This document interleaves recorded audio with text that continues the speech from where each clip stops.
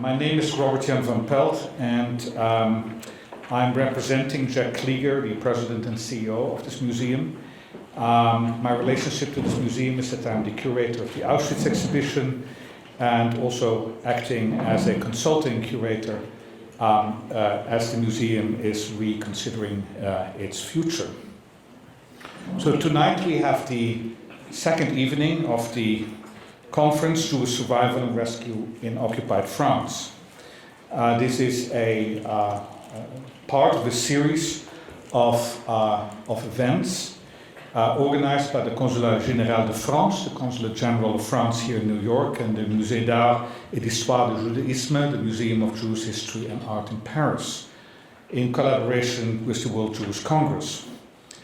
And Jack has asked me to particularly thank Ambassador Ronald Lauder and the World Jewish Congress for their support, Anne-Claire Legendre, Consul General of France in New York, Pierre Sauvage, director of the newly remastered documentary Weapons of the Spirit, which will be screened tonight, and Paul Salmona, director of the Musée d'Art et d'Histoire du Judaïsme in Paris. Now, I was given 7 minutes, but I don't really want to use them up. But I was thinking what would be appropriate to say in a situation in which we both are looking at a complicated past, a moment of great existential significance in the history both of France and of Europe. Of course, the 1940s, the time of the Holocaust, but also recognize that today all of us are living with a anxiety that most of us haven't known in our lives. Certainly I have not. I'm born in 1955. And so last night when I prepared for the trip to New York, I live in Toronto, I decided to pull out of my bookcase this copy of The Plague by Albert Camus. It's a first edition. It still has the dust jacket on it. And it's one of my favorite books. And as most of you will know, The Plague has been interpreted as an allegory on the German occupation of France. And it in some way describes the range of behaviors that people had during the occupation when confronted with the temptations that Nazism offered and collaboration offered. One of the heroes in the book is the doctor Bernard Lieu, and he is guided in his care for the sick, but also, of course, he's the first person who recognizes the truth that something terrible is happening right at the beginning of the book, and very few people are willing to listen to him. I guess already the age of false news existed in the 1940s. And I would like, at an evening that is dedicated to the righteous, amongst others, I would like to, in some way, talk for a moment about Bernard Lieu, Dr. Bernard Lieu, or I'm not talking about that. I would like to read the last page of this book. And this is the page that describes when the plague has passed, when Oran is opened again, when the blockade, the quarantine has been stopped, and the population or the survivors are partying. From the dark harbor soared the first rocket of the firework display, organized by the municipality, and the town acclaimed it with a long-drawn sigh of delight. Cottard, Tarou, the men and the women Lieu had loved and lost, all alike, dead or guilty, were forgotten. Yes, the old fellow had been right. These people were just the same as ever. But this was at once their strength and their innocence. And it was on this level, beyond all grief, that Lieu could feel himself at one with them. And it was in the midst of shouts rolling against the terrace wall in massive waves that waxed in volume and duration, while cataracts of colored fire fell thicker through the darkness, that Dr. Rieu resolved to compile this chronicle, so that he should not be one of those who hold their peace, but should bear witness in favor of those plague-stricken people, so that some memorial of the injustice and outrage done them might endure. And to state quite simply what we learn in a time of pestilence, that there are more things to admire in man than to despise. Nonetheless, he knew that the tale he had to tell could not be one of final victory. It could only be the record of what had to be done, and what assuredly would have to be done again in the never-ending fight against terror and its relentless onslaughts, despite their personal afflictions, by all who, while unable to be saints, but refusing to bow down to pestilences, strive their utmost to be healers. And indeed, as he listened to the cries of joy rising from the town, Rieu remembered that such joy is always imperiled. He knew what those jubilant crowds did not know, but could have learned from books, that the plague bacillus never dies or disappears for good, that it can be dormant for years and years in furniture and linen chests, that it bides its time in bedrooms, cellars, trunks, and bookshelves, and that perhaps the day would come when, for the bane and the enlightening of man, it roused up its rats again and sent them forth to die in a happy city. And I would like now to invite Paul Samona, director of the Musée d'Art et d'Histoire du Judaïsme, to introduce the evening properly. Thank you very much.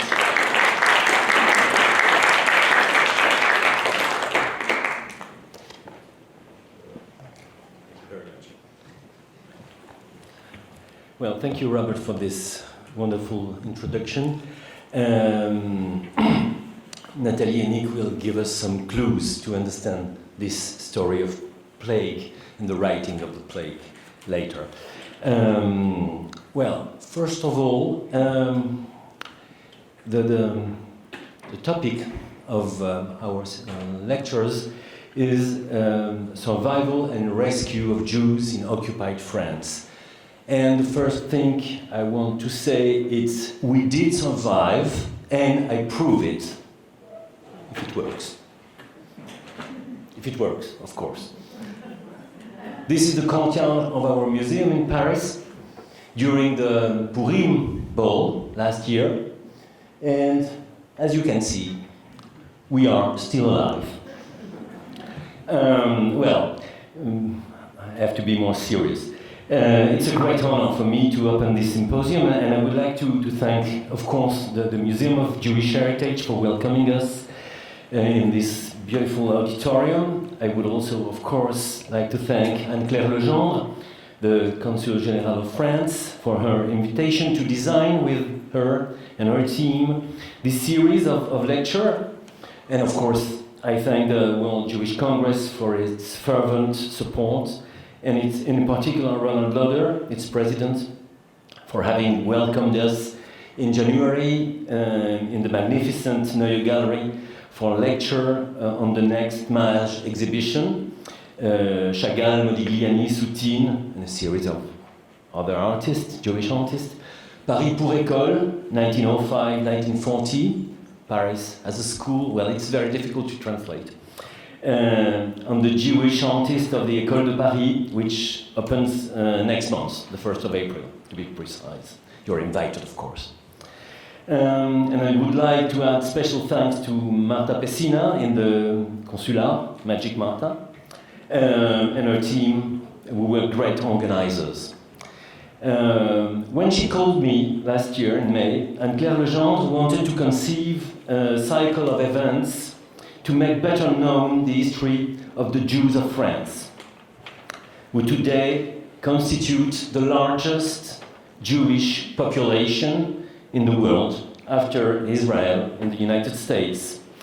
And one, this is maybe unknown in the United States, of the only communities in Europe which has had, at least in certain areas, in certain regions of France, a continuity from antiquity to the present day. Well, I'm not going to make a lecture about the history of Jews of France, so another time, if you come to the museum. It's a complex story of persecution, but also of tolerance. A history marked by medieval expulsions, 3 times, well, a lot of times, under the Capetians, Saint-Louis, between brackets. Medieval expulsions, but also the emancipation during the French Revolution, the 27th of September 1791, a pioneering act in the history of the Western world, since it would not occur until a century later in Germany, for instance, 1871, if I'm right. And as you know better than me, in the United States itself, quotas of Jews were still applied in the Ivy League universities until the 1960s. Well, this is the story told by our museum, not during the Purim Ball, of course, by the Museum of Art and History of Judaism, housed in this magnificent 20th century mansion you have seen at the very beginning, with in the middle this statue of Alfred Dreyfus by Louis Mittelberg, the very famous French designer for cartoonist for newspapers, team. In this long history, one of the most striking moments is the survival, the resistance and the rescue of Jews of France under the Vichy regime, which we discussed yesterday, as Robert mentioned, with Jacques Semelin on the survival, Johann Haller on the French Jewish resistance, at the plural, many resistance movements, Jewish resistance movements in France during the German occupation, and Patrick Cabanel about, sorry, I'm wrong with my pages, about the extraordinary role of Calvinist Protestants, Huguenots, in the rescue of Jews, and Philippe Nord. Yesterday we dealt with this issue on the scale of France, and today we are looking further into the example of the village and the area, all the villages around Le Chambon-sur-Lignon in Haute-Loire, in South France, which is not the only place that counted in the rescue of Jews, but which is the emblematic place, since, as Patrick Cabanel mentioned yesterday evening, the villages on the Plateau were named Writers Among the Nations by Yad Vashem, which is a unique case with the village of Newland in the Netherlands. In 2013, the village of Chambon-sur-Lignon opened a lieu de mémoire, place of remembrance, a small museum, which tells this history and allows visitors from all over the world to understand how this extraordinary adventure was possible. It's a story of life and not a story of death. A story of solidarity and humanity, a story of intelligence and generosity. Maybe a little less fun than our ball. To evoke this history, we are fortunate tonight to have 2 witnesses with us, Michel Cole and Pierre Sauvage, whose film Weapons of the Spirit will be shown at 6:30. And then, after the film, we can debate with Michel and Pierre about that period and indeed about the film. But right now, we are going to start with our first speaker, Nathalie Heinich. Nathalie is a sociologist in the Centre National de la Recherche Scientifique, National Center for Scientific Research. She is the author of nearly 40 books, including numerous works on the world of art, including La Gloire de Van Gogh, The Glory of Van Gogh, translated by Princeton University in 1986, La Fabrique du Patrimoine, The Making of National Heritage. She has worked intensively on the world of contemporary art, including Le Paradigme de l'Art Contemporain, I don't translate, published by Gallimard in 2014. And most recently, it's very recent, Le Pont Neuf de Christo, Ouvrage d'art, œuvre d'art, ou Comment se faire une opinion. Christo's new bridge, Le Pont Neuf, well, the oldest bridge, by the way, in Paris, packed, as you maybe remember, in 1985 by Christo. Christo's new bridge, building work of art, or how to make an opinion. A study carried out when the bridge was packed in 1985, and today published on the occasion of the Christo exhibition at the Centre Pompidou, just nearby. You know, it's a small museum nearby my museum. Just a block. You will recognize it, I guess. At the spring 2020. In addition, she's now working on the issue of values from a sociological, not a philosophical point of view. And she has published Des Valeurs, about values, in 2017 by Gallimard.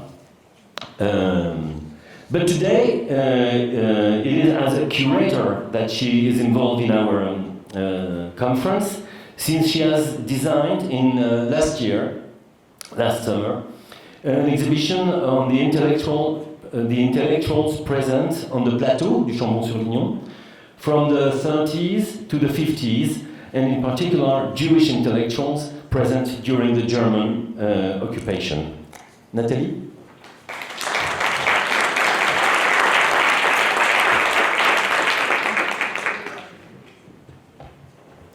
Thank you, Paul, for this introduction, and I'm very happy to be here and to present you a very special story about a small village called Le Chambon-sur-Lignon. You can see here a winter view of Le Chambon with its totem, the Lisieux, which is an old volcano. So a few words about the situation of the village. It's situated on what we call a plateau at 1,000 meters high in the department called Haute-Loire, which is at the southeast of the Massif Central. It is the oldest geological mountain in France, full of ancient volcanoes. So for those who know France a little, it is in the southeast quarter of the country, west of Vallée du Rhône, at the latitude of Valence, north of Cévennes and Ardèche, south of Saint-Étienne. It takes more than 1 hour drive to arrive there from the main railway stations of Saint-Étienne and Valence. The landscape is that of a cattle farming countryside with isolated farms or hamlets and full of beautiful woods and meadows with cowherds and some horses. This is to give you a slight view and maybe the feeling to go to the Chambon one day. So here you have a map which you may not read very easily, but it's a map showing the places where great thinkers and writers used to stay between the 1920s and the end of the 1940s. This map was especially made for the exhibition Écrivains et penseurs autour du Chambon-sur-Lignon, shown in 2018 at the Lieu de Mémoire, and of which I was the curator. As for the Lieu de Mémoire, you will find leaflets at the entrance of the auditorium introducing in English what is this Lieu de Mémoire. So there are no more than 10 kilometers between, if I can point, maybe yes, it's here. So here you have Le Chambon, and here you have Saint-Agrève, here you have Tence, here you have Le Mazet-Saint-Voix. No more than 10 kilometers between these villages, so it's a very, very small territory. But in spite of this smallness, it welcomed an amazing number of great intellectuals during one generation between the 1920s and the end of the 1940s, including Albert Camus. And Albert Camus wrote The Plague in Le Chambon-sur-Lignon when he was there from the summer 1942 to the autumn 1943. Including also Paul Ricoeur, great philosopher, who wrote there his thesis and finished his translation of Husserl, including Raymond Aron, who wrote there Les Guerres en Chaîne, including Marcel Pagnol, who wrote La Femme du Boulanger, including Francis Ponge, the great poet, including Georges Canguilhem, very famous now philosopher, famous for philosophers, also Gilbert Simondon, another great philosopher. And among the 17 intellectuals I could identify, 8 were Jews, having found a refuge there during the Second World War, and thus saved their life owing to the hospitality of the inhabitants. The map also shows the impressive network of relationship between a number of them, be they Jewish or not. And for example, between Albert Camus, who had found a shelter here, and Francis Ponge, who used to spend his holidays here, between Camus and André Chouraki, who was there near Tens, between Albert Camus and Georges Weida. I will tell you later about Georges Weida. You also have a relationship between Chouraki and Weida, between Chouraki and Jules Isaac, the great historian. I will tell you later about him, who lived there, between Chouraki and Jacob Gordin and Georges Levitt here, and also between Gordin and Levitt and Leon Poliakov here. So it's amazing how there is not only the presence of all these people, but relationship and intellectual bonds, which were absolutely amazing. So the story of these 8 Jewish intellectuals in or around Le Chambon goes from June 1942 to September 1944, a little more than 2 years, during which no less than 5 or 6 important books or translations have been written or conceived, feeding the renewal of the Jewish intellectual post-war life. So the first one he arrived in June 1942. Alexandre Grothendieck, who was not yet the great mathematician he will become. He was aged 14 and had been taken out of the camp of Ecole, camp for foreigners, owing to the network Le Secours Suisse, and you can find it here, the third one on the right. As a foreigner, he was a refugee there with his mother. His father had been taken by the Nazis and will be deported to Auschwitz, from where he will not come back. The young Alexandre was conveyed with other children to a household by this Secours Suisse and schooled at the Ecole Nouvelle Sévenol, the former name of the Collège Sévenol. He will pass his baccalaureate with a good mention, which will allow him to get a grant in order to study mathematics at the University of Montpellier from 1945, at the end of the war. A great international career of mathematicians will thus open, prestigious academic positions, Fields Medal, Collège de France, and the reputation of a genius of mathematics among his peers. He will drop mathematics after May 68 and will become, second career, a pioneer of the ecological movement. He really had an incredible life. The second one, too fast. The second one is André Chouraki, who arrived 2 months after Alexandre Grothendieck in August 1942, exactly at the same time as Albert Camus, for very different reasons, but they already knew each other, Camus and Chouraki, because they had met in Oran. So Chouraki was age 24. He was a young lower. He was born in Algeria and familiar with the three cultures, Jewish, Muslim, and French culture. He found a shelter in the hamlet called Chaumargé. This is the house where he spent the 2 years of the war, near the village of Tens, still at about 10 kilometers from Le Chambon, owing to his Protestant acquaintances. He will stay there until the end of the war with his partner Colette. He was active inside the OSE, of which Johanna Leah has spoken yesterday, a then clandestine network helping Jewish children. He found dozens of shelters in the farms of the surroundings to hide children. And at the same time, he discovered the pleasures of translation. He translated into French L'Introduction au devoir des cœurs, a medieval treatise in Jewish ethics, published in Arabic by a Spanish rabbi, Baya ibn Bakuda. After the war, he moved to Israel, became an advisor to David Ben-Gurion and the deputy mayor of Jerusalem. He is also famous for his translation of the Bible from 1963 to 1977, owing to the discovery of translation he made in Le Chambon. The third character is Georges Weida. He arrived 2 months after Chouraki in October 1942. He was 34 years old. He was born in Hungary. He had been naturalized French in 1931, and he was an historian of the Jewish medieval thought.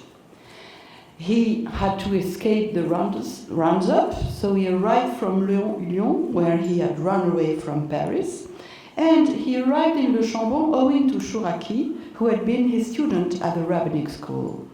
Chouraki asked pastors André Trocmé and Édouard Theist, who were the founders and directors of the Ecole Nouvelle Sévenol, to offer Weida to become a teacher in Greek and Latin, and this saved his life. He spent the rest of the war in a small guest house in Le Chambon, and although he could bring with him only a small suitcase of books, he could write there his Introduction à la pensée juive du Moyen Âge, Introduction to the Jewish Thought in Middle Ages, which will be published after the war in 1947. And after the war, he could teach at the École des Langues Orientales, and in 1967, he will hold the chair of post-biblical Judaism at the Sorbonne, so a very important specialist of Judaism. The fourth character is Jules Isaac. He arrived in November 42 at the same time as Georges Weida. He was 65 years old, and he was the famous author of the textbook series in history called Mallet et Isaac, where all French pupils have learned history. He had lost his job in 1940 due to the anti-Jewish laws. He arrived in Le Chambon with his wife Laure, that you can see on the photo. They are there with their, I think, granddaughter. They had to run away from Paris and then from Aix-en-Provence when the Germans invaded the Southern Free Zone in November 42. Their eldest son, Daniel, had married the daughter of a Protestant pastor, a reason why he had found a position as a teacher in philosophy at the École Nouvelle Sévenol. This is why Jules and his wife chose to flee to the Chambon, together with their younger son, Jean-Claude. André Chouraki helped them get fake identity papers. They stayed either in a hotel or in various locations, an isolated guest house, a farm, a rented apartment in the near village of Saint-Agrève. He began to write a major book, Jésus et Israël, Jesus and Israel, which will be published in 1948. But in October 1943, the lack of libraries pushed them to settle in Riom, near from their daughter Juliette. But the entire family, except himself, was arrested and deported to Auschwitz, from where only Jean-Claude was able to come back.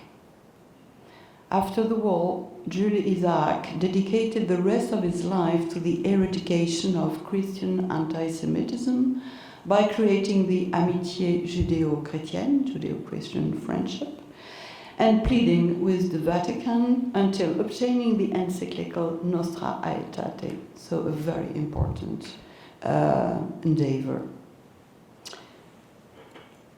You can see here one page of a letter he wrote to one of the Protestant inhabitants who helped his family near Le Chambon.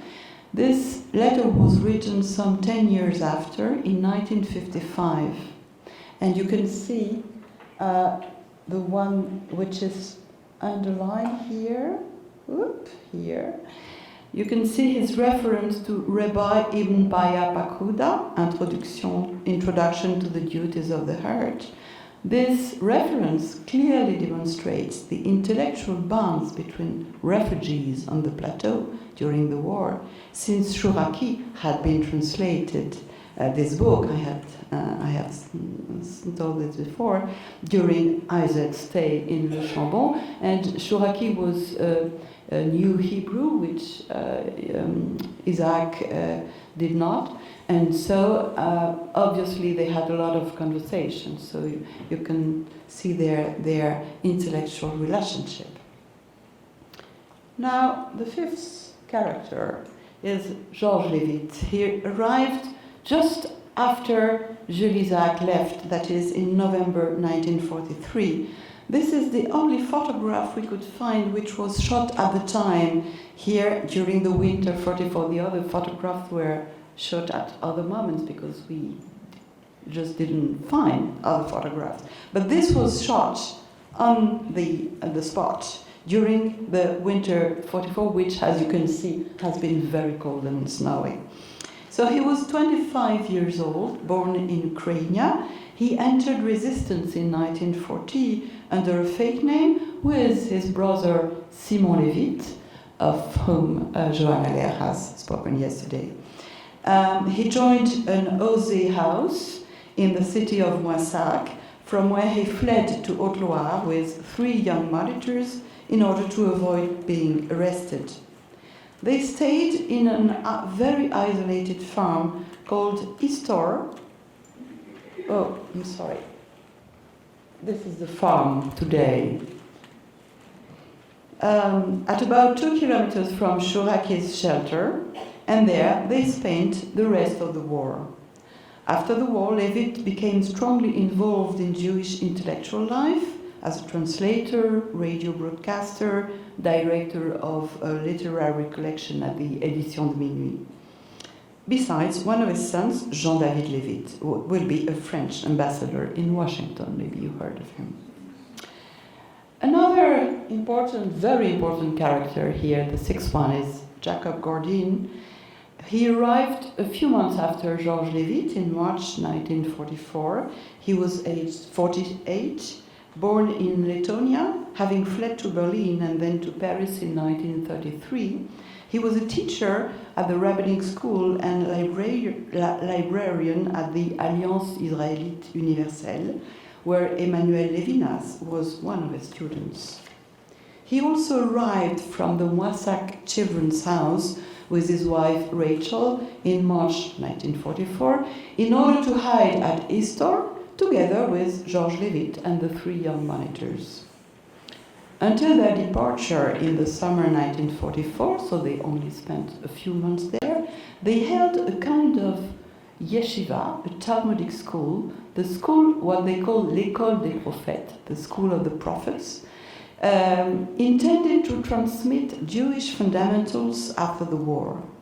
Georges Weida joined them to support Gordin as a teacher, and André Chouraki, who lived nearby, and also Leo Polyakov, who attended this school as their disciples. After the war, this École des Prophètes will inspire the École des Cadres d'Orsay, intended to bring back life to the Jewish community. Those who were here yesterday remember that Johanna Leah has spoken of this École des Cadres d'Orsay.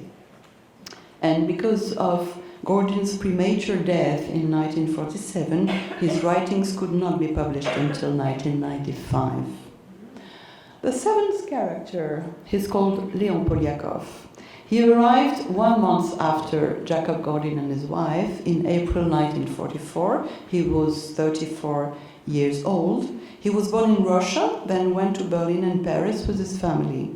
He fought in the French army in 1940, was taken prisoner but could escape.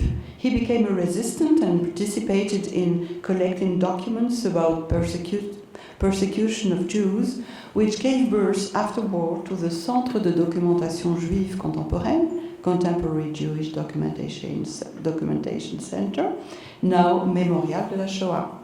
Having thus discovered his vocation as an historian, he became a pioneer in the history of anti-Semitism. He used to know the Plateau owing to his activities as a resistant. In April 1944, he decided to settle in Tens, here in this small house that I discovered after months of inquiry, where he rented a small room and where he remained until the end of the war. There he could get in touch with Gordin and Levitt, to whom he brought subsidies provided by the Joint. He attended this Ecole des Prophètes, where he experienced, as he will recall later, a kind of intellectual conversion to Judaism, as he said. And the very last character is called Pierre Vidal-Naquet. He arrived in June 1944. He was 14 years old. He arrived from Marseille and then from the small Protestant village of Dieulefit in the department of Drôme, with part of his family, but without his father and mother, who had been arrested by the Gestapo in Marseille and will never come back from Auschwitz. He lived with his brother in a guest house. This is the one I also could identify it. Outside the village of Saint-Agrève until September 1944, after the liberation of Marseille. The choice of Dieulefit and Saint-Agrève was linked to the close ties between this well-integrated Jewish family and Protestants. Later, his passion for history will push him to become one of the most original and innovative historians of ancient Greece. And his passion for justice will also push him to become one of the major intellectuels engagés, writing books against torture in Algeria and against negationism, Holocaust denial. He thus followed the path of his father, a lawyer who had been very deeply impressed by the Dreyfus affair. So these were these 8 intellectuals, and I have to say that only Vaida, Isaac, and Gordin had the status of renowned intellectuals at the time of their refuge, which may have facilitated the help they received. But the other ones were either too young or not yet intellectuals. A few words as a conclusion. Let us recapitulate the rescuers for those 8 future prominent Jewish intellectuals. As for Grothendieck, it was the networks, as the Secours Suisse. As for Chouraki, Protestants, righteous among the nations, the man who lent him his house during the whole war, and networks, Osé. As for Vaida, Jewish mutual aid, Protestants, righteous among the nations. And the same with Isaac. As for Levitt and Gordin, Jewish mutual aid, resistance, righteous among the nations, and networks, Osé and the Joint.